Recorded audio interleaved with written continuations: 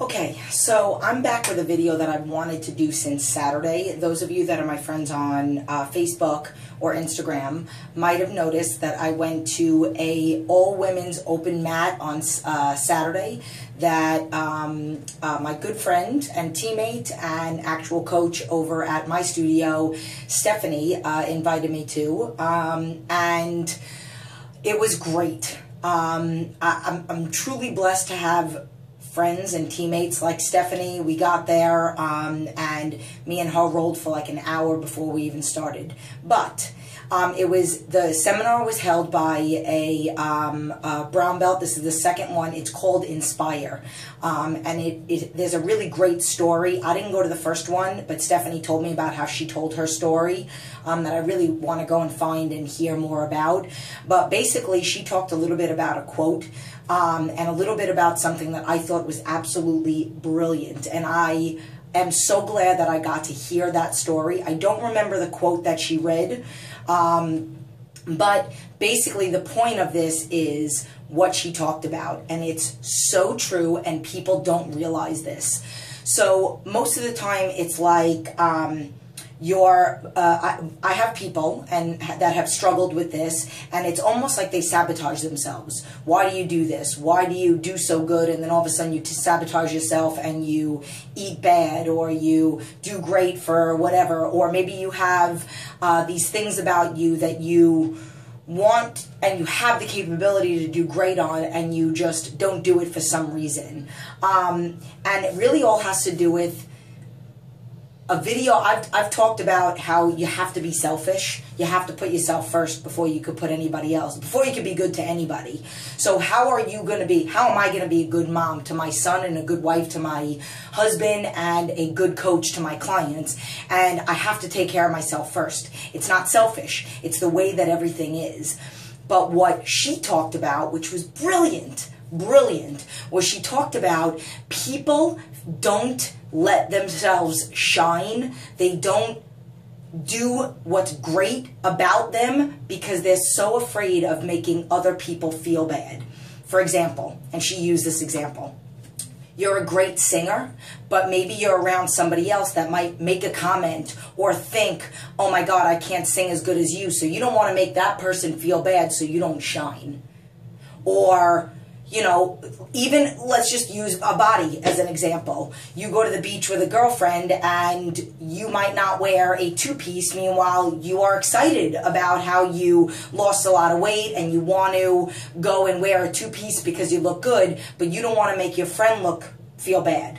So you don't wear one. So it's almost like and it happens with families, like a significant other. So you're on your way to feeling good, and then that other person is not doing it, or maybe they're just not mentally ready for it, or they're not as strong as you are. So in a way, you sabotage yourself, and you give yourself more cheats than you really should, more cheats than you deserve. You convince yourself to eat poorly because you don't want to make the other person feel bad for doing so great. And it happens. It happens all the time. And I think that we all need to dig deep as to figuring out why we allow that to happen when we don't realize that it's the other way around. It should be the other way around. And again, I'm giving her total cred for this. When you do great, it ultimately inspires people to want to do great when they're around you. So like I've actually told, and when I used to be a fitness manager, I would have a guy join the gym and he's like, oh, I really want my wife to buy training, or I really want to help my wife get in shape. And I'm like, does she want it? Like, does she think that she wants it? Does she think that she needs it? Or are you telling her that she needs it? Because ultimately, and maybe it's a husband and wife that both want to lose weight. Because ultimately, at the end of the day, if you try to force somebody to do something, and I know this is kind of going off the subject, they'll end up resenting you and want to go in the other direction. That has to do with like the way I grew up. The more my parents or my father told me that I couldn't do something, the more I wanted to do it. And it's just, it's normal. It's second nature. Like a lot of us, we're more curious about things that we are kind of like, there's two doors open, there's two doors and one's closed and one's open, and you're more curious about the door that's closed.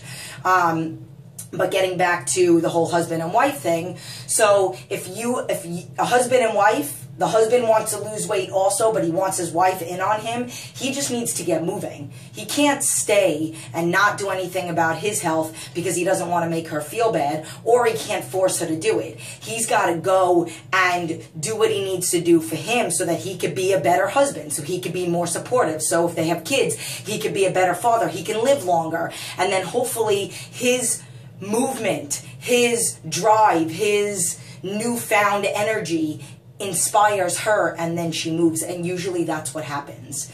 I don't post pictures every day of what I look like in my sports bra and my underwear, and that I ran 5 or 7 miles depending on what day of the week is, so I can rub it in. I do it so I can inspire somebody. I do it because, and there's a little quote that I save it in my phone so that I can occasionally add it into pictures. And it says, it's a quote from Elmo, and it says basically, something about like, I never know, I always have to be on top of my game because I never know when it's going to be somebody's first day seeing me. So today might be the first day that you've been on my Facebook. Maybe we just became friends last night, and I want you to see that I got up this morning, and maybe that sparks a little fire for you. Again, you don't like my Facebook, or you don't like that I post every single day, you think that it's annoying, then you could just unsubscribe, or you don't have to be my friend, because it's not meant for people like you. It's meant for the people that want the inspiration, that need to see the consistency every day, no matter what I feel, what I've gone through, if I had bronchitis, if I didn't get any sleep last night, if I had a Crohn's attack, blah, blah, blah.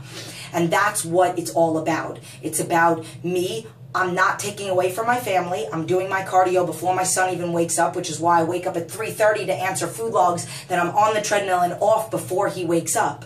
And then when he's in school and in kindergarten, that's when I might get my second workout in of the day that I don't do every single day. But I train clients in between that. Then I do coaching calls. And ultimately, for me to be good at doing all those things for everybody else, I need to be good to me first. Maybe I'll be not as creative in planning my workouts, which I know my clients will be like, oh, please, I would rather you a little less torturous.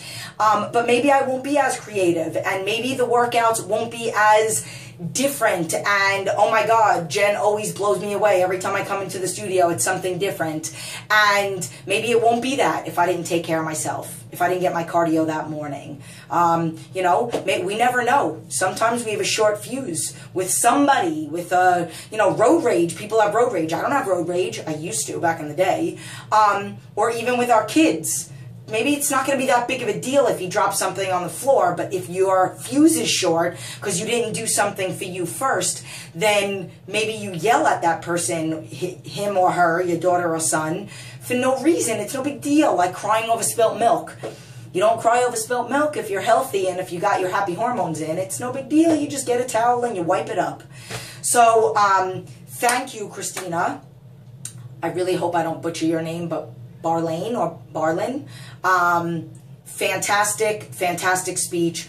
Great inspiration for me to make this video for you. I give her that cred. She inspired me to make this video. I think I'm sweating. Yeah, I'm sweating. My heat's on. Gotta go. And I gotta go take my son to school. So be inspired. Find somebody to look up to and take care of you first so you can inspire everybody else. Because those of you that are around you that you feel like you don't want to make feel bad, they'll want to work harder when they see that you're... And if they don't, then they're not really ready for you. And there's nothing wrong with that. If they don't want to see you shine, then maybe they don't need to really be in your life as much as they are. If you have somebody that when you sing, they try to make you feel bad, then they're not true supporters of who you are. Anybody that truly loves another individual will be happy when they shine, not want to bring them down to join them. Misery does love company. So don't stay around that misery.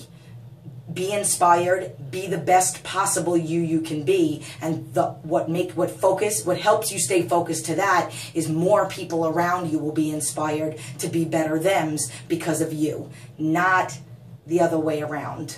Don't sabotage yourself because you feel bad for making somebody else feel bad. Because also, this is another thing that I've learned from the 4 agreements. Take responsibility for your feelings, and they have to take responsibility for theirs. Nobody can make you feel anything. Somebody can sit on their computer screen and type away and talk smack about me on YouTube and on Facebook, which is convenient that they're behind their computer. And they can't make me feel like I don't want to have muscles because I have man muscles. They can't make me feel bad for the way that I look. They can't make me feel bad for always posting a picture. About a picture of me in my sports bra or whatever. Nobody can make me feel anything that I don't want to feel. I have to take responsibility for how I react to them. So go do something inspiring and go do something selfish because you deserve it. You deserve it and you are worth it.